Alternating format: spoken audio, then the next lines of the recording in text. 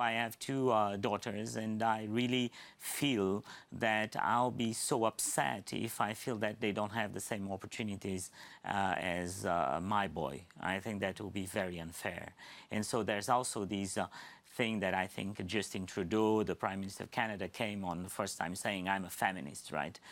And I mean, of course, it's a statement, and especially from a prime minister, quite strong. But it's important that men also are involved in the discussion.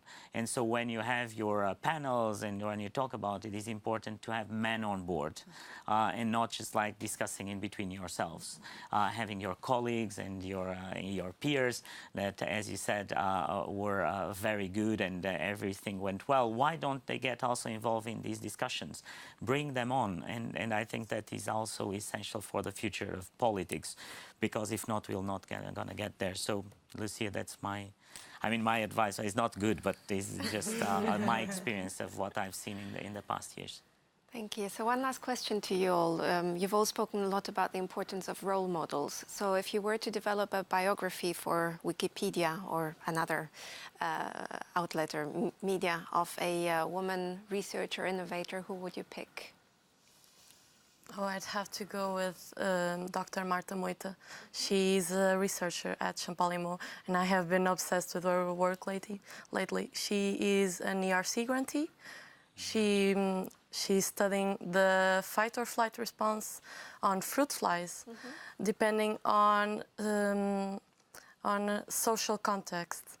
And she is the most down-to-earth person I've ever heard an interview from. I mean, from minute one, I was hooked to her interview. So if I really had to develop a Wikipedia page for someone, I'd have to pick her.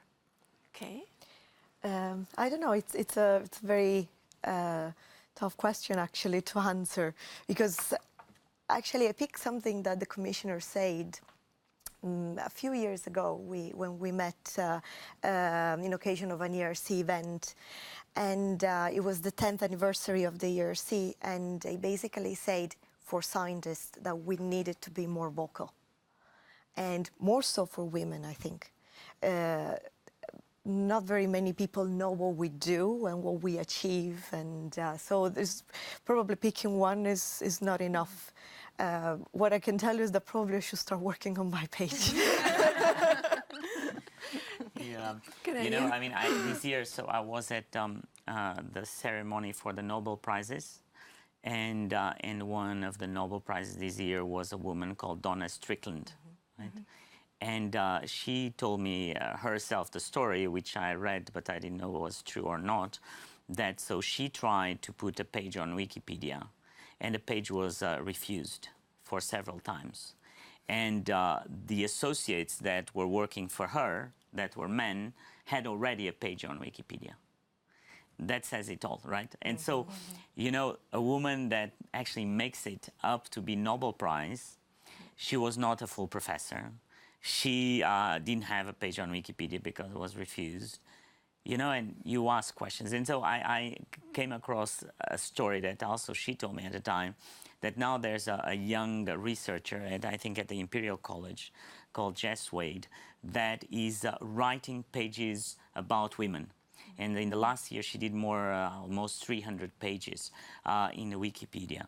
So I think that the same way that I told that you have to participate, I think, why don't you, Francisca, go and write something about Valeria and Agnieszka, and you do it.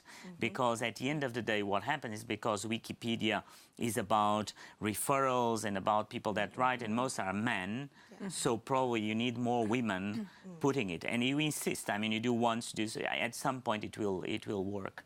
So I think that the Wikipedia example is a very good example. The danger that we have in the next couple of years, which is biased data, right? And that comes to your work, Agnieszka, in terms of that. So how do you go to a world of artificial intelligence where most of the data come from men? Right. Or from, probably white males from 30 to 45 years old, and not from women and minorities and different cities around the world. So we have to think about it, and we have to do something about it. If not, the results can be very bad for all of us.